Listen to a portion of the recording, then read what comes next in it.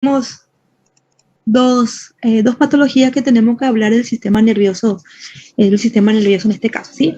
Vamos a hablar uno que serían los infartos y lo otro estaríamos hablando de las infecciones e inflamaciones del sistema nervioso central.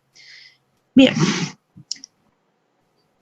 Lo primero que tenemos que recordar cómo vamos a hablar de las patologías. Déjenme un minuto. Antes de olvidarme, voy a grabar la clase.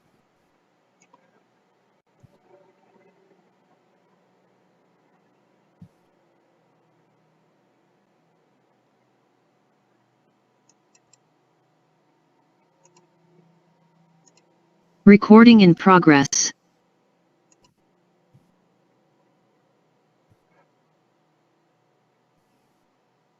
Buenas noches a todos.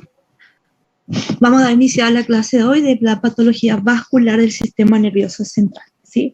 Para poder hablar de este proceso patológico debemos recordar cómo está irrigado el sistema nervioso central en este caso, ¿sí? El sistema nervioso está irrigado por un complejo, en este caso conocido como el polígono de Willy.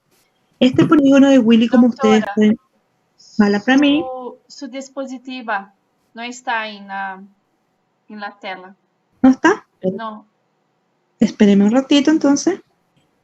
Salió. Voy a compartir otra vez. Avísenme cuando está. Ahora sí. Ahora sí, perfecto. Doutora? ¿Sí? Pronto. Estoy emitiendo algunos que aparecen y me bloquea mi pantalla. Ahí está. Bien. Entonces, empezamos. Con relación a las patologías vasculares, debemos recordar la vascularización. La vascularización está dada por un complejo, en este caso conocido como el polígono de Willy. Entonces, el polígono de Willy, ¿cómo estaba formado? Como ustedes pueden apreciar, estaba formado por las arterias vertebrales. ¿Recuerdan las arterias vertebrales? Ellas prácticamente ascienden y a nivel aquí, en el tronco encefálico, se unen formando el tronco o la arteria basilar en este caso. Posteriormente se divide en dos ramas conocidas como la arteria cerebelosa superior en este caso y posterior en este caso, ¿sí? Mira un ratito, voy a invitar a los compañeros. Luego tenemos formado también por esta arteria conocida como arteria carótida interna, la arteria carótida interna, voy a marcar aquí, está en amarillito, la arteria carótida interna y las arterias cerebrales anteriores. Entonces tenemos las arterias cerebrales posteriores, que es rama de la arteria basilar o del tronco basilar, y luego tengo las arterias cerebrales anteriores, que son ramas de la carótida carótida interna en este caso, ¿sí? En conjunto, estas estructuras van a formar lo que es conocido como el polígono de Willy. Bien. Otro detalle importante que debemos recordar que el sistema nervioso central está tapizado por lo que se conoce como las meninges. Las meninges son tres tipos de capas. La más externa, si hacemos relación, en este caso, la piel, lo más externo sería la piel, el hueso en este caso, y por debajo nosotros tenemos la dura madre. Luego de la dura madre, nosotros tenemos la aranoide, y por debajo de la aranoide tenemos en este caso la pía madre. Entre la aranoide y la pía madre hay un espacio conocido como espacio subaranoide, ¿verdad? Entre las dos hojas, la aranoide y la pía madre es conocido como lectomeninge en este caso, ¿sí? Es muy importante para recordar esos detalles. Vamos a hablar de las enfermedades cerebrovasculares. Hay que tener en cuenta que es la tercera causa de muerte, seguido con la cardiovascular y el cáncer. Podemos incluir en tres categorías importantes que pueden producirse debido a una trombosis, a un embolismo o una hemorragia en este caso, ¿sí?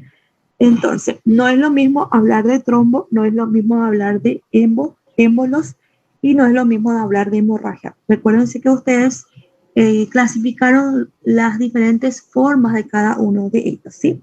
Los trombos son los que se forman en su sitio y los émbolos son el desprendimiento de esos trombos.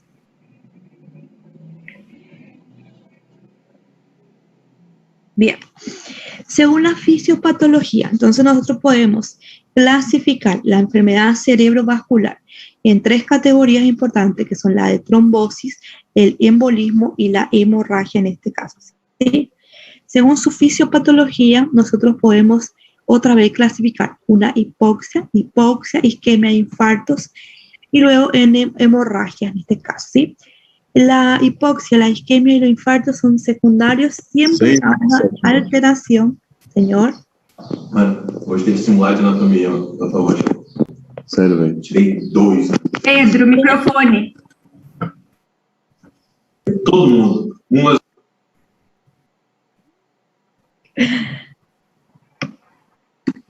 Bien, podemos continuar, ¿verdad? Voy a admitir a los compañeros que me están bloqueando mi pantalla.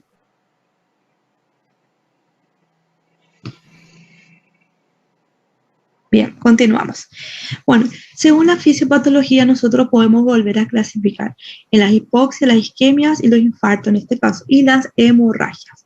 Con relación a los 3 términos que nosotros utilizamos, es una alteración del riego y de la oxigenación del tejido del sistema nervioso central. Estamos hablando del cerebro en este caso.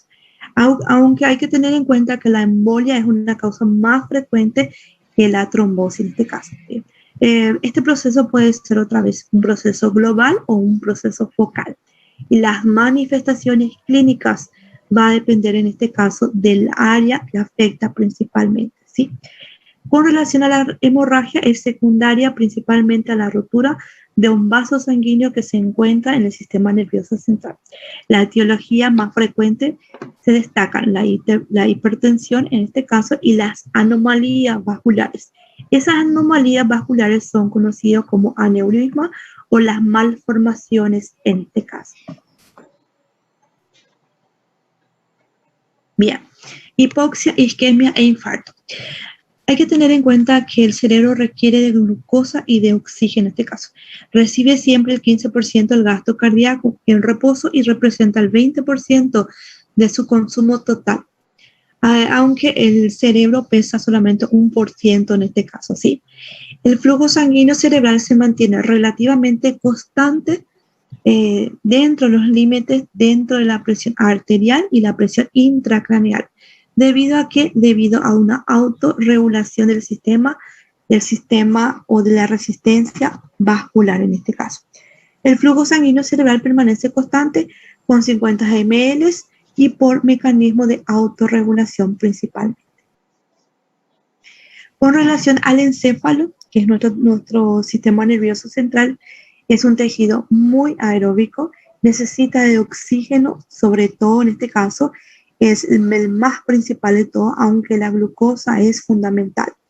El encéfalo puede privar de oxígeno por varios mecanismos y esos mecanismos pueden ser la hipoxia por una baja presión parcial del oxígeno, puede ser debido también a la captación del transporte del oxígeno de la sangre en este caso, y las isquemias que pueden ser transitorias o pueden ser permanentes. Hay que tener en cuenta que el cese del flujo sanguíneo puede deberse a una reducción de la presión, en este caso de la perfusión, como la hipotensión o a la obstrucción de un pequeño vaso, o puede ser grande, o de ambos, en fin. Nosotros reconocemos 2 tipos principales de lesiones isquémicas agudas: las isquemias cerebrales global y las isquemias cerebrales focales. Cuando nosotros hablamos de la isquemia cerebral global, es la encefalopatía isquémica o hipoxia. Y esto ocurre cuando existe una reducción generalizada de la perfusión cerebral, como consecuencia que puede ser desde una parada cardíaca, el shock o la hipotensión grave. Sin embargo, la isquemia cerebral focal sigue una reducción o un cese del flujo sanguíneo en un área localizada del encéfalo debido a la enfermedad de un vaso. Este vaso puede producir una oclusión arterial, una embólica o una trombótica en este caso, o puede ser a menudo en el seno aterosclerótico. Aquí nosotros debemos diferenciar lo que eran los términos de arteriosclerosis y el término de aterosclerosis. ¿Recuerdan? Cuando decía arteriosclerosis, hacía referencia a que nuestro vaso sanguíneo estaba rígido. Y cuando decíamos aterosclerosis, que había una placa de ateroma en este caso, ¿sí?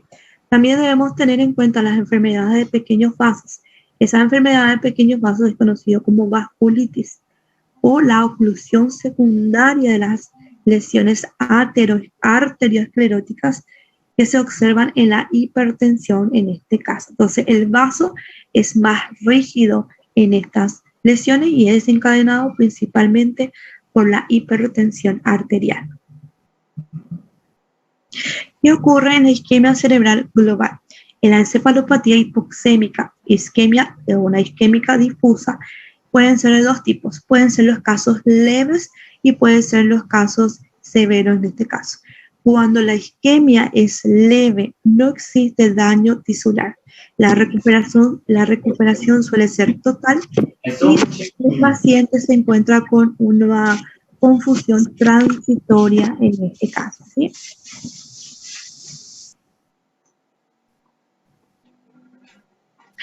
En los casos graves o más severos, sí existe el daño tisular y existe una sensibilidad a la hipoxia.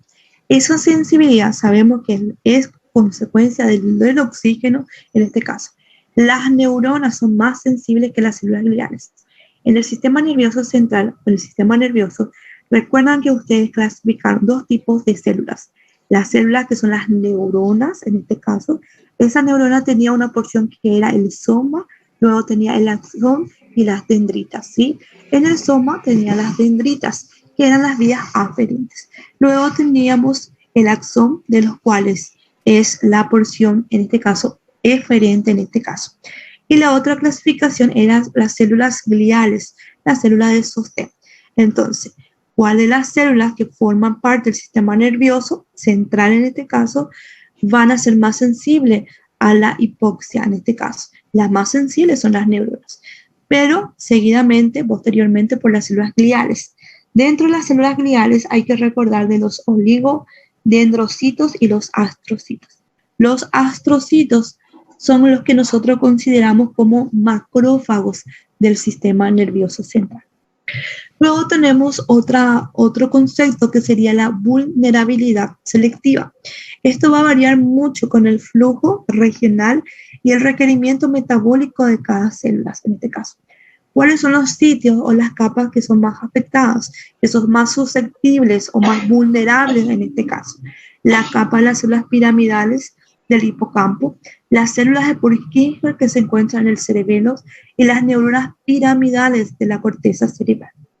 Entonces, luego tenemos que tener en cuenta estas células que han sufrido un daño severo, va a haber daño tisular, va a haber necrosis de la célula o muerte celular en este caso.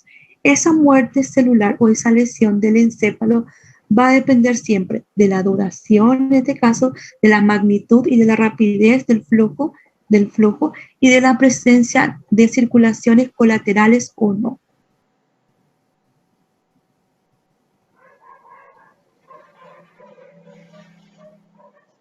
Bien. Cuando nosotros hablamos muerte celular, hay que tener en cuenta de cuáles son los criterios a tener en cuenta. Entre los criterios nosotros tenemos daño cortical y debemos encontrar en nuestro electro. Un momento, por favor.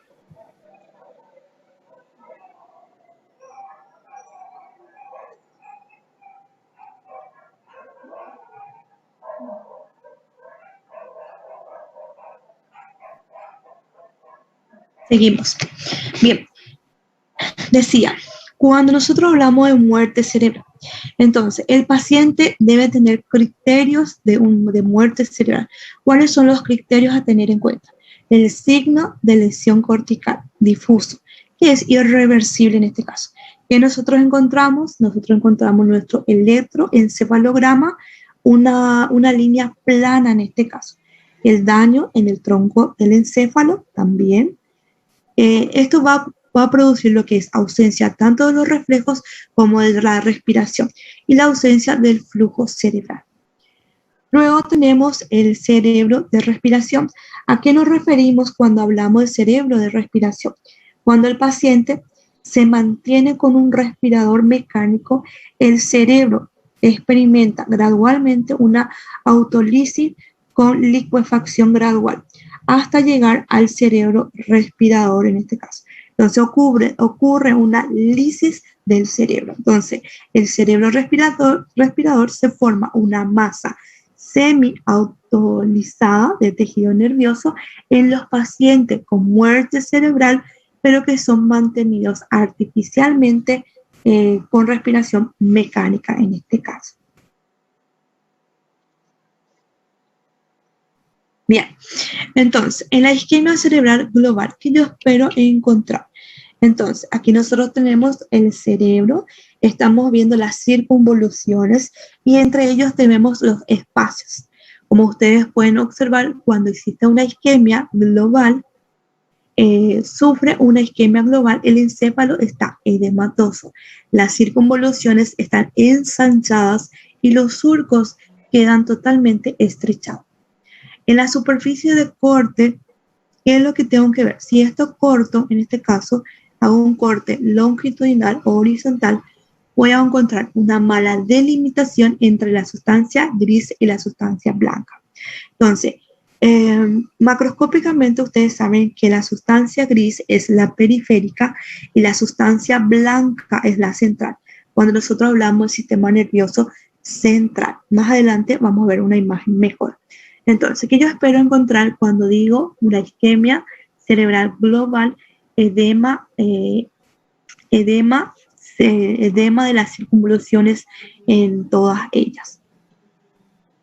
Bueno, esa isquemia, entonces vamos a tener cambios histológicos dependiendo del tiempo. Recuérdense que uno de los parámetros era el área, en este caso, y el tiempo también que es afectado.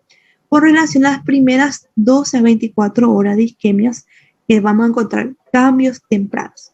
Es caracterizado primero por la microvascularización, después ocurre una eosinofilia del citoplasma neuronal y más tarde nosotros encontramos pinosis o cardioresis nuclear. Algunos más tarde aparecen cambios subagudos en los astrocitos y en las células oligodendrogliales en este caso. Entonces, dentro del sistema nervioso central tenemos nuestras células, nuestras neuronas y nuestras células de sostén. Nuestras primeras células que van a ser afectadas son nuestras neuronas. Y yo espero encontrar, aquí estoy encontrando en este caso la imagen A, las zonas más afectadas, de las cuales podemos observar la microvaculización en este caso. Después vamos a encontrar eosinofilia, las células que están mucho más oscuras sería la que presenta eosinofilia en el citoplasma en este caso. Si acercamos vamos a encontrar pinosis y cardioresis nuclear en este caso. Y posteriormente esos mismos cambios vamos a encontrar tanto en los astrocitos como en las células oligodendrogliales en este caso. En la imagen B, la lesión isquémica aguda causa eosinofilia difusa de las neuronas y están empezando a retraerse en este caso. Y se retrae el núcleo en este caso. Entonces, las células más oscuras, la citoplasma más oscuro corresponde a nuestras neuronas.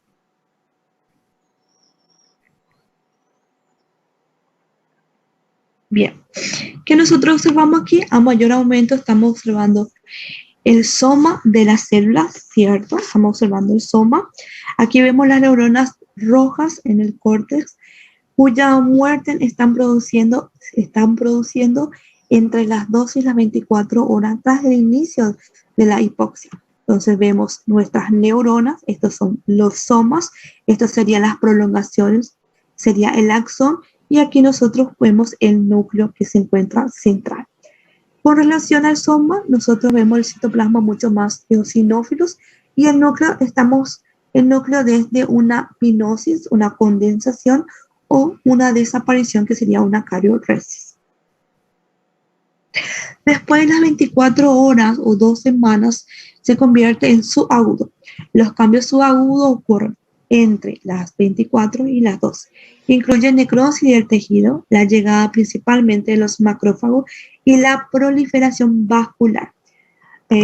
Como ustedes pueden observar, aquí ocurre una proliferación vascular y el infiltrado inflamatorio se encuentra alrededor, en este caso, del vaso sanguíneo. Entonces, la imagen C, que ocurre, el infiltrado inflamatorio, en este caso, exclusivamente de neutrófilo, comienza en los bordes donde se encuentran los vasos sanguíneos. En la imagen C, en este caso, en la imagen D, este es C y este es D, después de aproximadamente 10 días, nosotros podemos observar la presencia de macrófagos y también de gliosis reactivas, de células reactivas en este caso. Cuando ocurre después de las 2 semanas es la etapa de la reparación. La reparación es una etapa sólida de los cuales se caracteriza por la eliminación final de todo el tejido necrótico. Entonces existen más cantidad de células gliales o de células de macrófagos en este caso. Existe una pérdida de la arquitectura organizada, la corteza cerebral, la pérdida neuronal y la gliosis produce una destrucción desigual de la neocorteza con preservación de algunas capas, con afectación de otras en un patrón denominado pseudolaminar en este caso. Luego tenemos la isquemia cerebral focal. La isquemia cerebral focal es producido principalmente por la oclusión de una arteria. Esa arteria, la más frecuente, sería la arteria cerebral media. Entonces, la oclusión de la arteria cerebral puede causar una isquemia focal. Si es mantenida, produce un infarto de una región específica en el territorio de distribución de los vasos comprometidos. El tamaño, la localización, la forma y la extensión del tejido dañado resultante va a determinar o va a depender de determinantes. Esos determinantes, para que ocurra tanto el tamaño como la localización, va a depender de la duración y de la presencia de circulaciones colaterales principalmente. La circulación colateral principalmente es dado por el polígono de William, en este caso, ¿sí?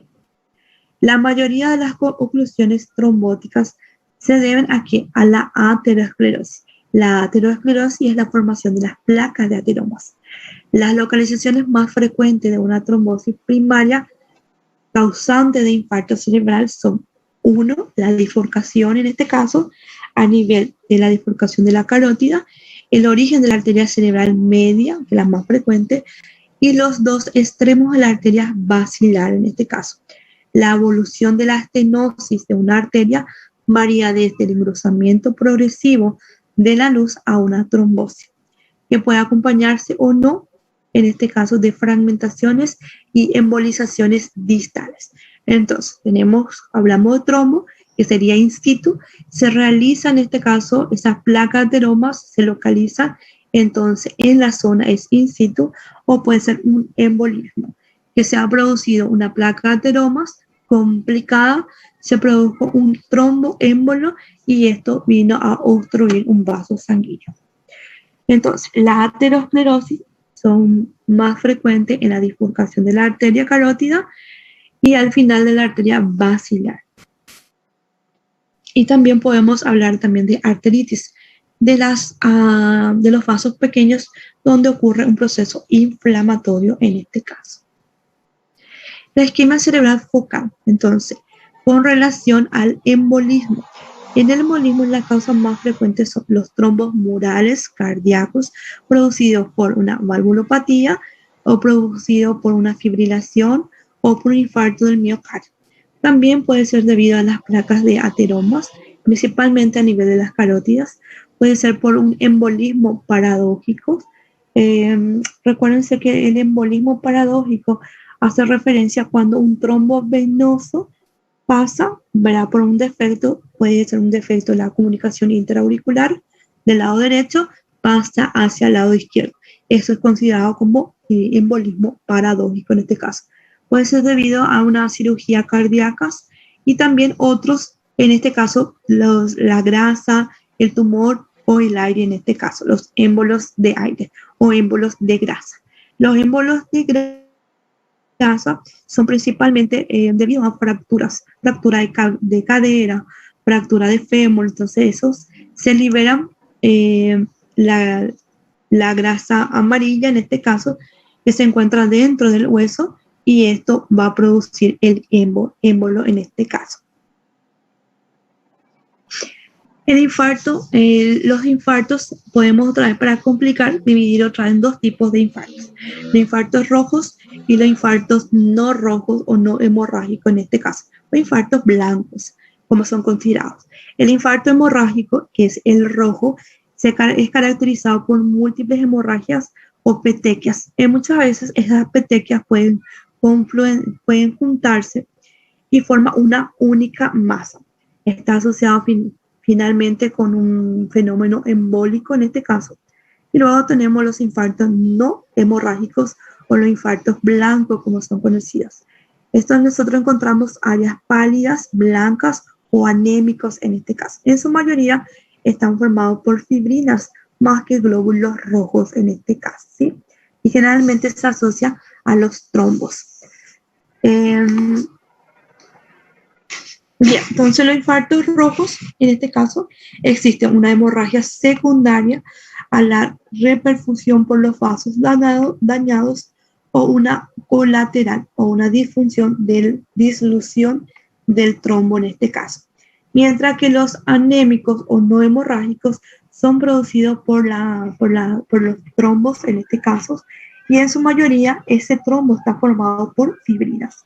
Con relación a la diferenciación de los dos, hay que tener en cuenta que el tratamiento va a ser totalmente diferente. Entonces, en los infartos rojos, son rojos porque están más cargados de glóbulos rojos. En este caso, los infartos no hemorrágicos, los trombos, nosotros encontramos más fibrinas, más plaqueta en este caso, ¿sí? Entonces, para el primero tenemos lo que es anticoagulación como tratamiento, y para el segundo serían los trombolíticos en este caso. Bien, entonces tenemos en cuenta cuáles son los ejemplos a tener en cuenta. Entonces estamos viendo nuestro tejido cerebral, en este caso, de los cuales vamos a ubicar los infartos hemorrágicos. Los infartos hemorrágicos son los infartos rojos. En la mayoría están con forma de petequias, aunque ellos se unen para formar una masa mucho más amplia. Entonces estamos viendo aquí toda esta zona que corresponde a nuestro infarto hemorrágico o nuestro infarto rojo. Bien.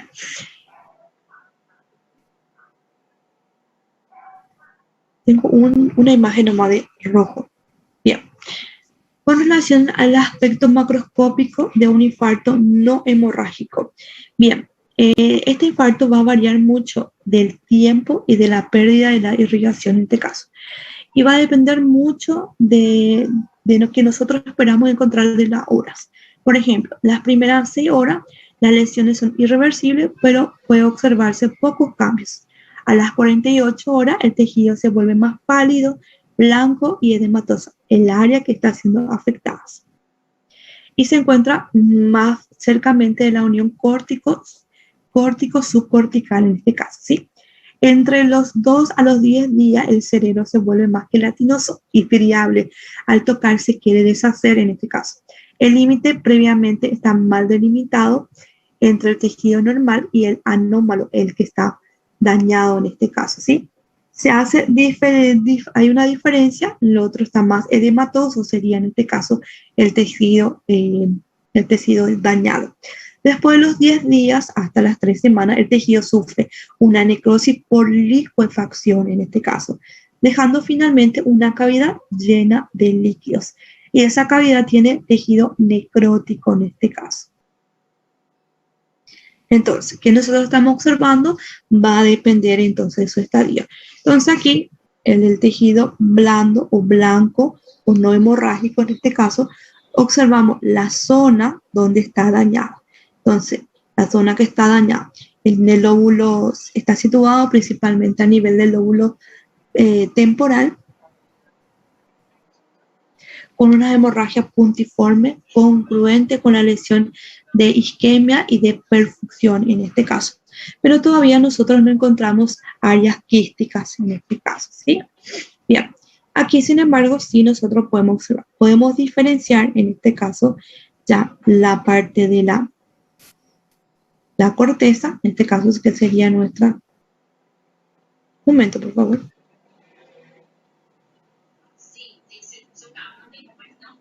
Bien, entonces tenemos el área blanca y el área gris en este caso.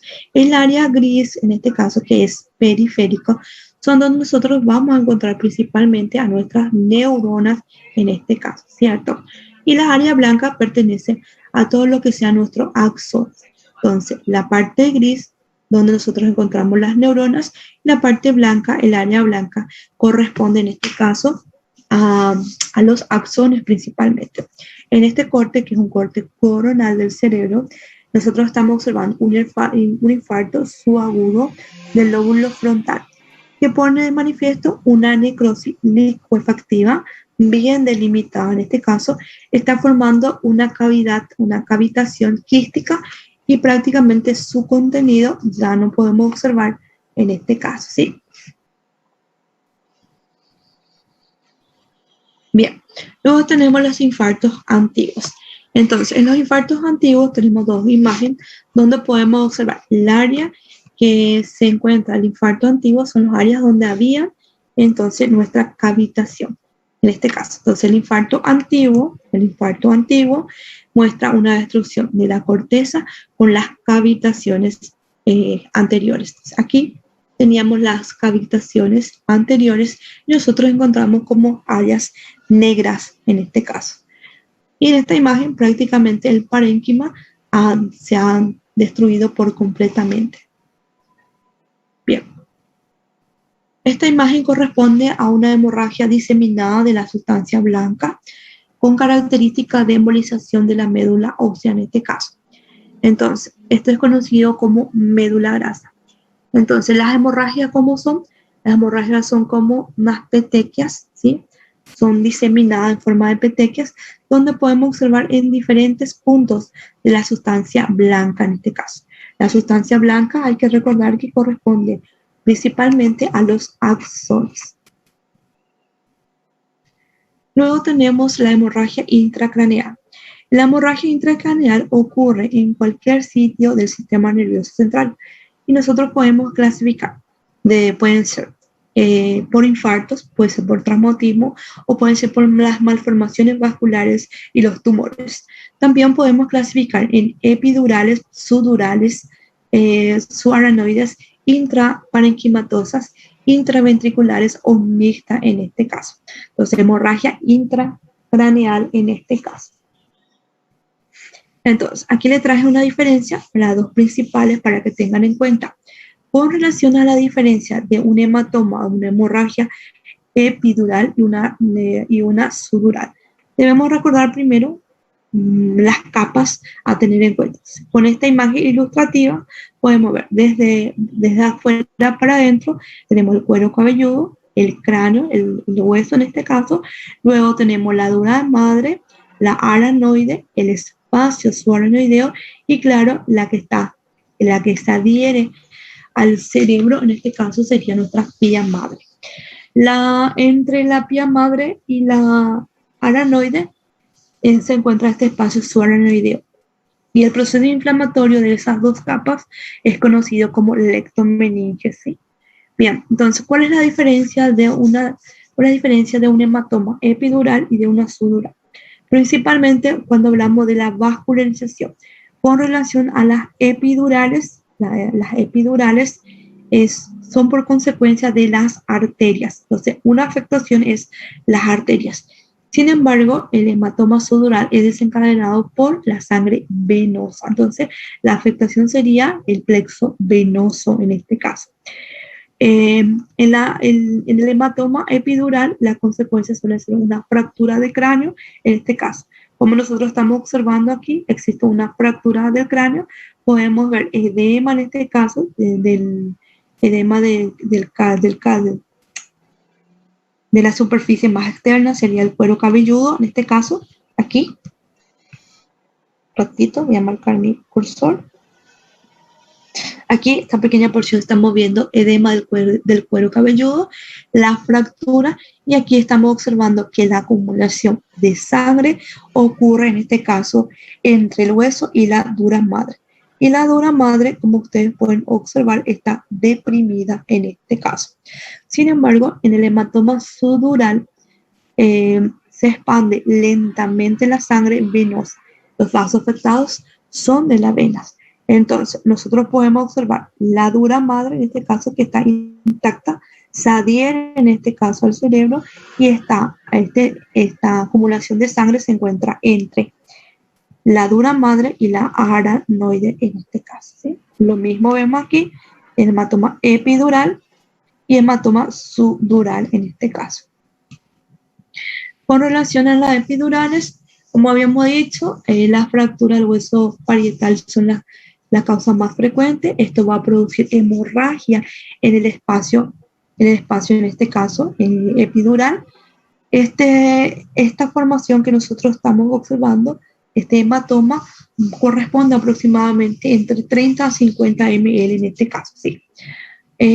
Cuando nosotros esperamos que exista un aumento de la presión intracraneal cuando supere los 60 ml en este caso. Cuando supera el 60 ml, existe ya prácticamente un desplazamiento de las estructuras y existen lesiones.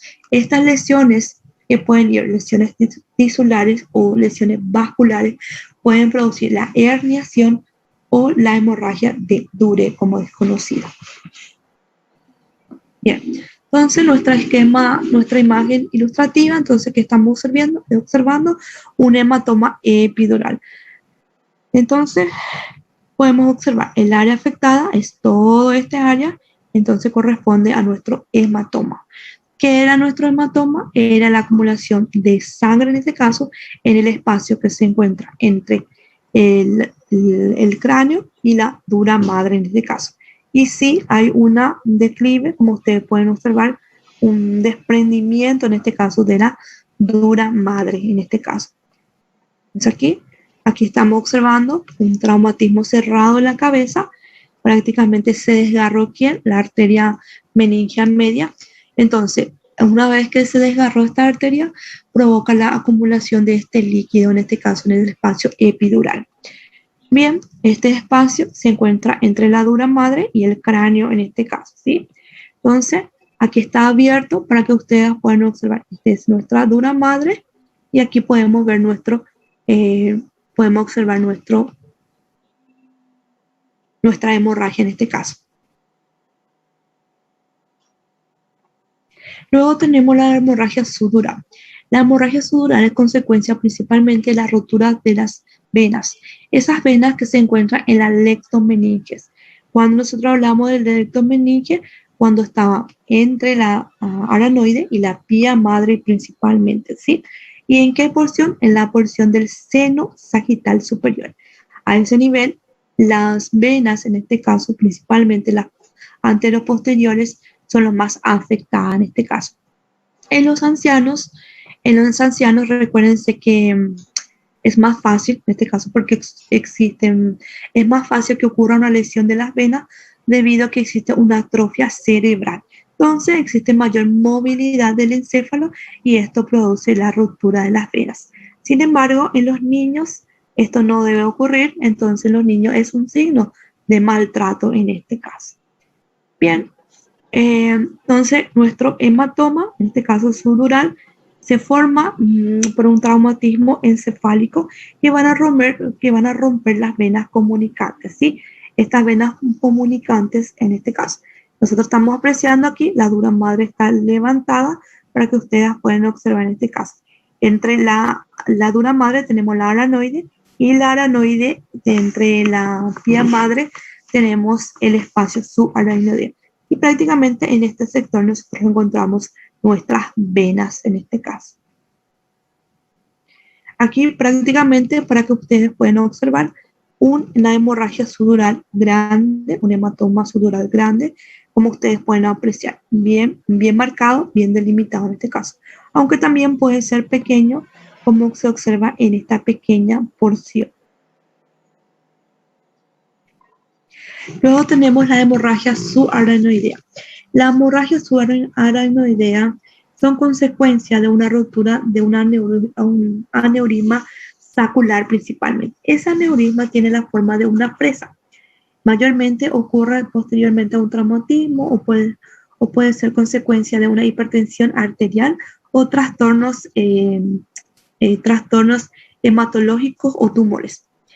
Los aneurismas saculares es el tipo más común los aneurismas saculares, el tipo más común representa en este caso en forma, voy a pasar una imagen. Bueno, los tipos pueden ser saculares, dilatados en este caso, y pueden estar localizados en diferentes sitios.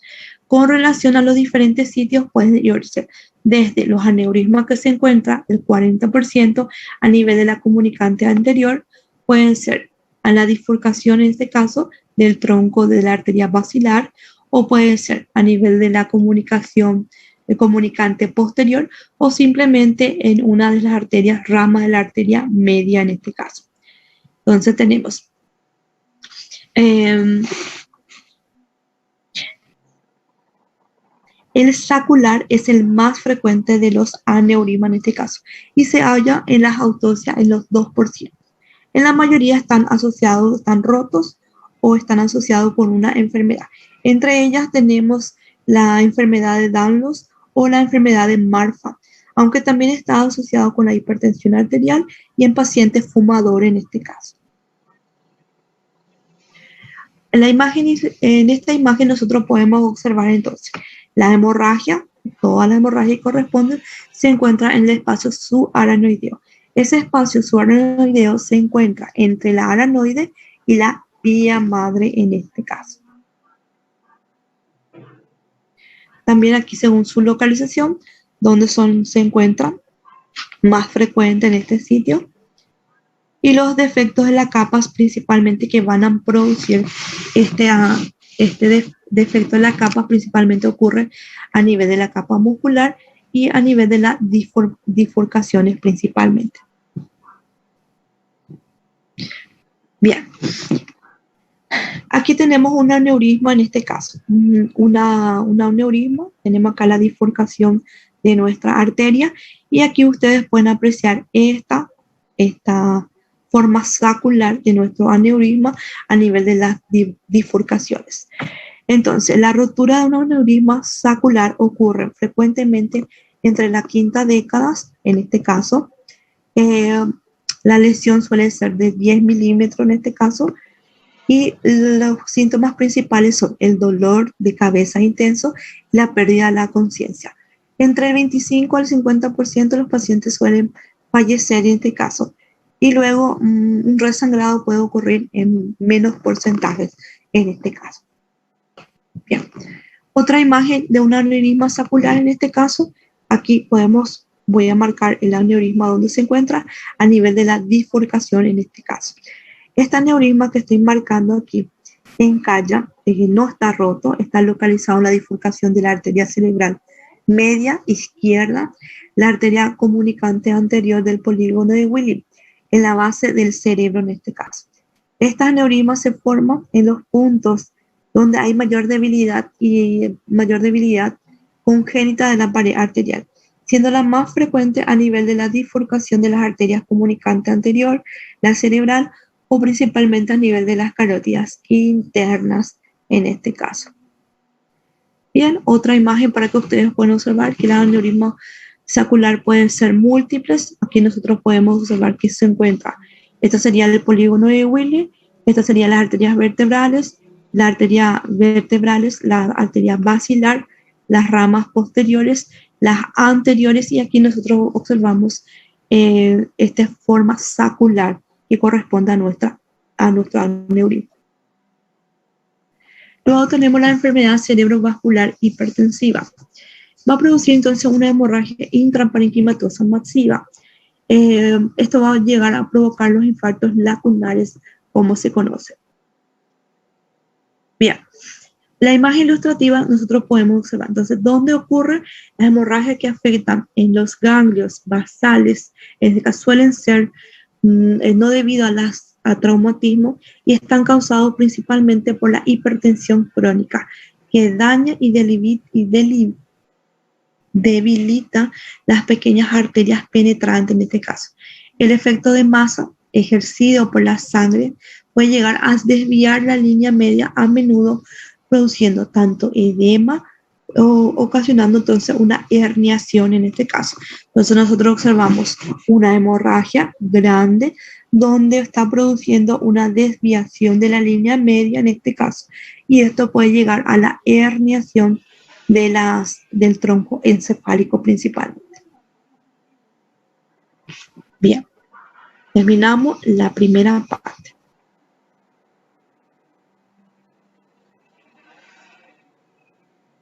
Un momento.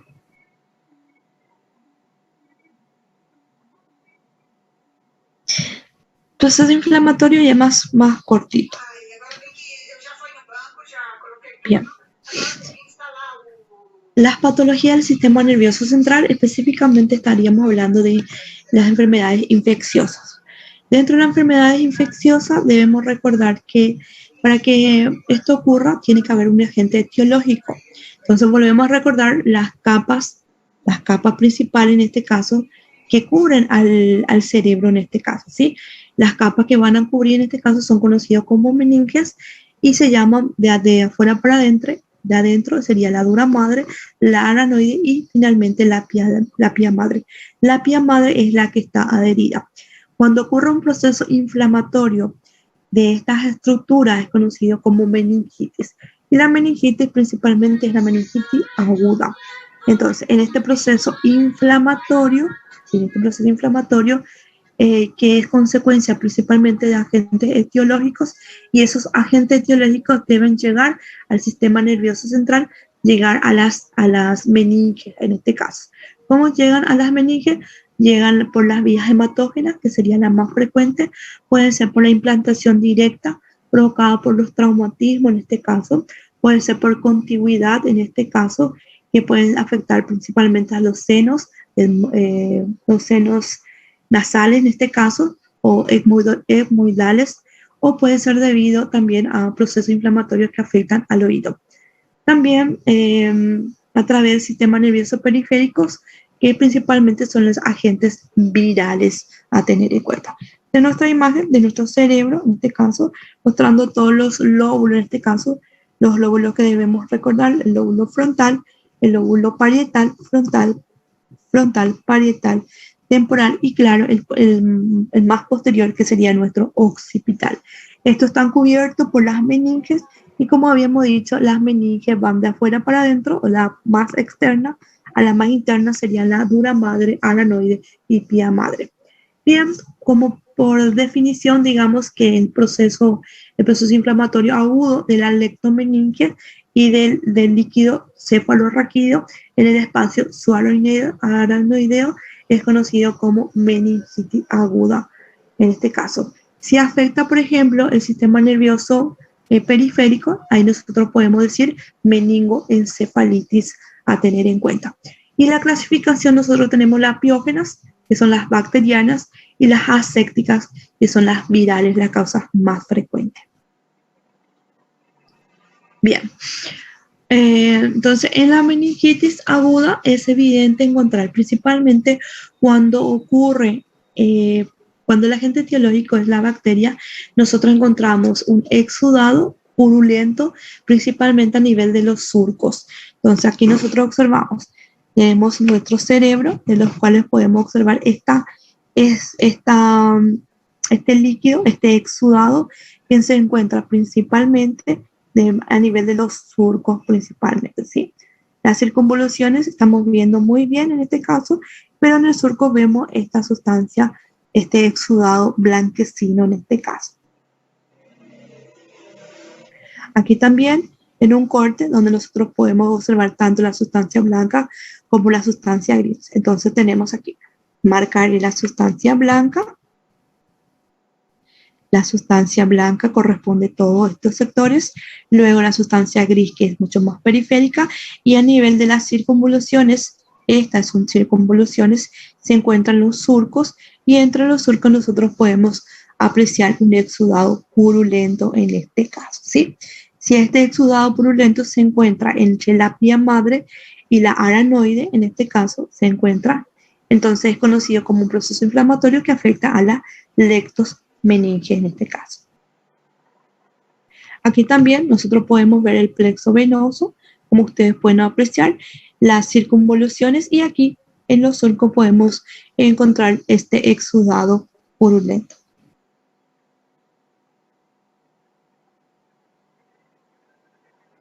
Bien, histológicamente que yo espero encontrar va a depender entonces si es leve o severo en este caso. En los espacios severos nosotros encontramos en el área subaranoidea, en el espacio subaranoideo que está el líquido cefalorraquídeo, nosotros encontramos llenos de neutrófilos. Entonces, microscópicamente los neutrófilos llenan los espacios subaranoideos. Y en el espacio nosotros encontramos el líquido cefalorraquídeo. Bien, cuando no es muy grave, entonces menos grave en este caso, entonces el infiltrado inflamatorio se encuentra alrededor de los vasos sanguíneos en su mayoría en este caso. Posteriormente, las bacterias pueden llegar a formar entonces los abscesos cerebrales. Entonces los microorganismos, las bacterias en este caso piógenas, pueden llegar a producir en este caso los abscesos, ¿sí? Bien. El absceso cerebral en este caso puede ser complicación también de una endocarditis y pueden ser también múltiples. Puede ser observado como una complicación también de un infarto o simplemente de una neoplasia. Entonces, ¿qué nosotros estamos observando? Estamos observando una cavitación, en este caso, donde podemos apreciar la licuefacción, la destrucción del tejido, en el caso cerebral. Entonces encontramos un área más o menos quística, rellena en este caso por necrosis licuefactiva. Está bien delimitado y se encuentra por debajo, en este caso, de nuestro lóbulo frontal principalmente, ¿sí? Las áreas que afectan en su mayoría serían los lóbulos frontales, aunque también pueden afectar los parietales y el cerebelo en este caso. Entonces, otra imagen donde nosotros podemos apreciar en este caso la zona, el área de cavitación en este caso, donde existe la necrosis licuefactiva de nuestro tejido neuronal en este caso. Y aquí solamente apreciamos una sola masa. Sin embargo, aquí podemos observar una masa, dos masas y tres masas. Nos encontramos múltiples abscesos con lesiones bien delimitadas, necrosis central por la licuefacción. Y si hacemos la histología, nosotros vamos a encontrar fibrosis. Fibrosis principalmente alrededor del sitio más edema de las circunvoluciones en este caso. Histológicamente, que yo espero encontrar, histológicamente puedo encontrar un tejido de granulación exuberante con una cápsula de colágeno gruesa en este caso, y mucho proliferación tanto de fibroblasto alrededor de los vasos sanguíneos. Entonces, el área que marca aquí donde ocurre esta cápsula fibrosa sería todo este sector que estoy marcando, y si acerco más debo encontrar los vasos sanguíneos y alrededor de los vasos sanguíneos voy a encontrar los fibroblastos principalmente. Luego tenemos la encefalitis. Cuando nosotros hablamos de encefalitis, significa que es una inflamación difusa del parénquima nervioso y causado principalmente por virus. Entonces, son autolimitadas, la causa más frecuente sería por el herpes virus, en este caso simples, y la localización preferencial sería los lóbulos tanto temporales como los lóbulos frontales, en este caso, el lóbulo frontal y los lóbulos temporales. Bien, cuando nosotros estamos observando en la encefalitis, principalmente por herpes virus, en una vista macroscópica nosotros encontramos un área de hemorragia, en este caso, principalmente a nivel del lóbulo temporal. Entonces ubicamos nuestro lóbulo temporal, esta sería nuestra zona, y un pequeño infarto, una pequeña hemorragia situada en este caso. Claro, la consecuencia sería la infección del cerebro debido al virus al virus del herpes virus simple en este caso. Histológicamente, que yo espero encontrar infiltrado inflamatorio, principalmente mononucleares, principalmente áreas de necrosis, muertes celulares y claro, vamos a encontrar también algunos sitios de fibrosis. Aquí, los hallazgos característicos de una encefalitis vírica incluye el manguito perivascular. Entonces, tenemos nuestros vasos sanguíneos y alrededor de nuestros vasos sanguíneos principalmente encontramos los linfocitos. Cuando son virales, la célula de defensa principal sería en este caso los linfocitos. Y claro, si acercamos más, vamos a ver estos nódulos microgliales, en este caso de las células. Son las células gliales, en este caso, que lo forman. Y principalmente encontramos los macrófagos gliales en este caso. Bien. Aquí. Bueno, la clase fue un poquito más rápida esta vez. Tengo un problema, estoy teniendo problemas con relación a la luz. Están arreglando la ANDE, entonces por eso di más rápido la clase. Tenía miedo que caiga la señal otra vez, ¿sí? Porque si no tengo luz, no tengo tampoco internet, por eso, ¿sí? Bueno, ¿quieren hacer algunas preguntas? Si está a mi alcance. Recording stopped. No, profe. Bien, como le había comentado, la clase la hice un poquito más rápida esta vez. El por qué ya también le expliqué, por la luz, ¿verdad? Están trabajando aquí en mi barrio, se cayeron muchos árboles y están arreglando para poder tener mejor luz, en este caso, o por lo menos para que vuelvan. Bien, muchísimas gracias, le agradezco, le espero ver la próxima semana, otra semana, y que estén todos bien, por favor.